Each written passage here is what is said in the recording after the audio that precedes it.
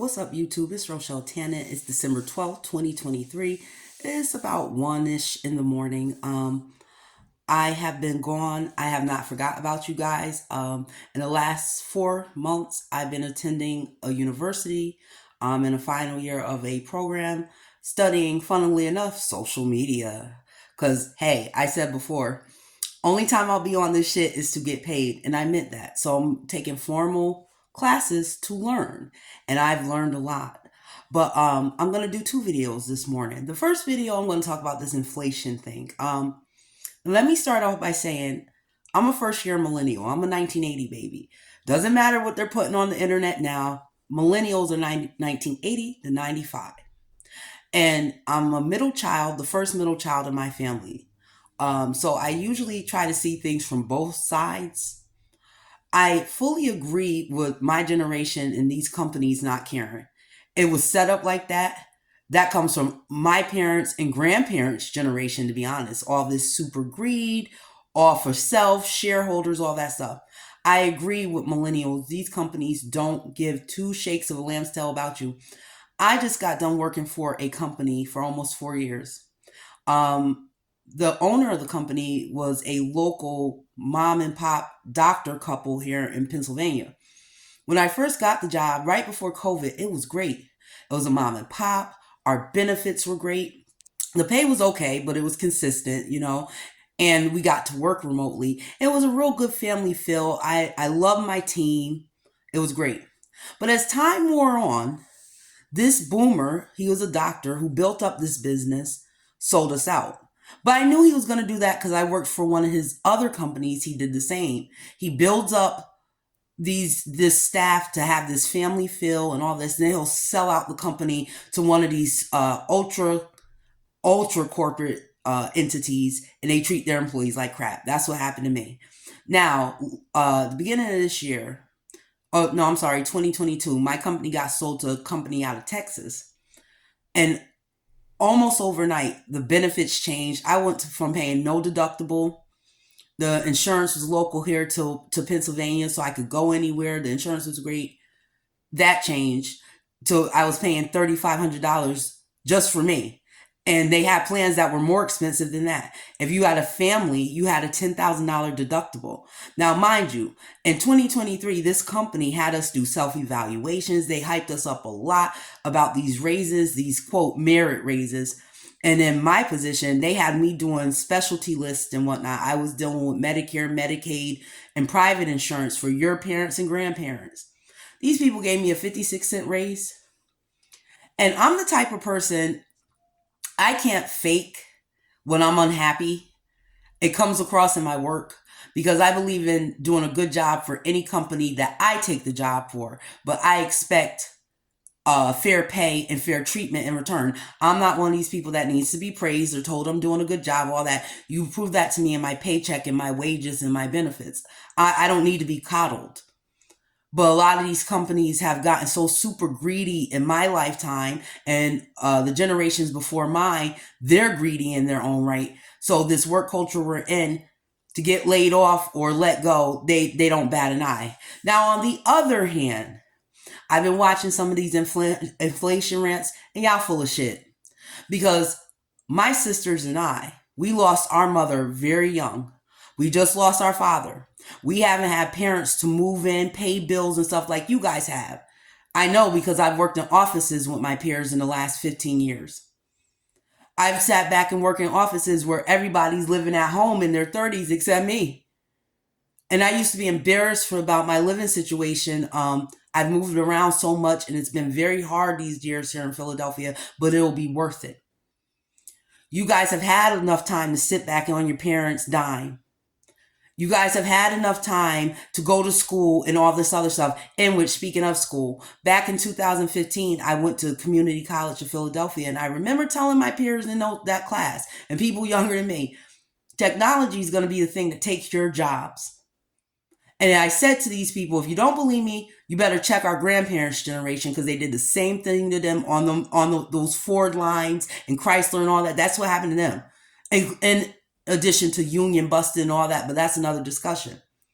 And you guys set yourself up for this. I remember years ago, oh, technology. We're so smart because of technology. Our parents didn't have technology. Well, technology is about to take your white collar job because AI can do your job. Now, the job I did was dealing again with Medicare, which is a federal program, Medicaid, which is a federal program, and private insurance.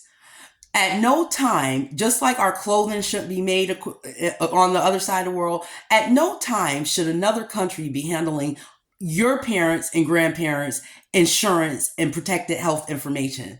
These companies got you guys going through spinning your head through a loop. While you all are worried about being TikTokers and influencers and all this nonsense, those jobs that they have in the Philippines, Colombia, the Caribbean, the jobs that should be here in this country. I look at all these new moms or women who have 2 or 3 kids, and men too.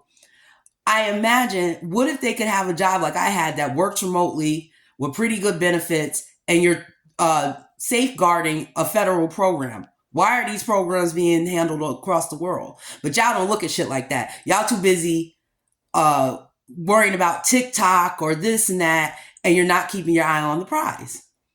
Now, I listen to some of these stitches, and I often think to myself, what the hell are you guys spending money on? I saw one stitch, one girl was like, don't come outside because you spend at least $300 a day. That lets me know you guys are super spoiled, a lot of you. Not everybody, but a lot of you guys are super spoiled.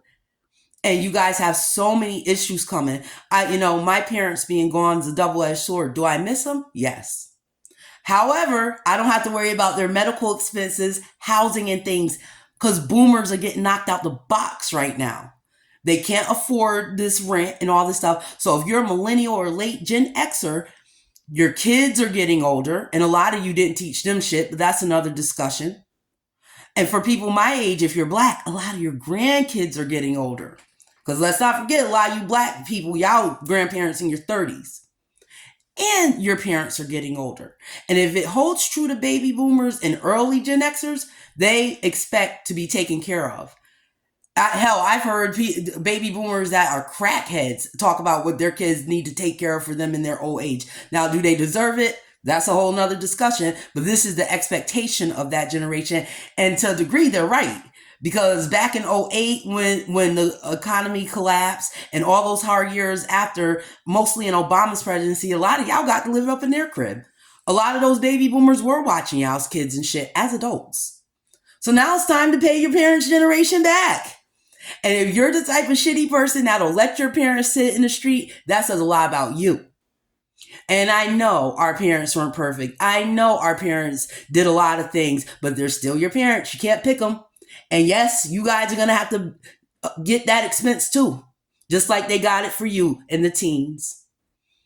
So this whole inflation thing, I think a lot of you are going to get accustomed to a very different lifestyle. You don't need an iPhone to live. You don't need a pumpkin latte from Starbucks to live. You don't need H&M clothes to live. You don't need any of this crap. You don't need to shop like a billionaire. That's another thing. You guys talk about inflation and whatnot. The powers that be just mock you. They mock you. And I see why. I see fucking why. This time and times going forward, with millennials, Gen X, and Gen Z, we're going to see who the fittest is out here. Because if you can't adapt to the times, I feel sorry for you. Now me, I don't have a job currently. We separated ways, but I'm going to be okay. I don't give a fuck if eggs cost $15. I'm going to buy eggs because I love eggs. Now, my housing situation, that hasn't been on point, but I always attribute it to the city I'm in. A city like Philadelphia, they play a lot of games, and there's a lot of slumlords out here. But that's fine, because what I don't get in housing, I'm going to get in education. So I don't leave things empty-handed. So as far as all this inflation, yes, you people are going to have to take jobs that you don't like.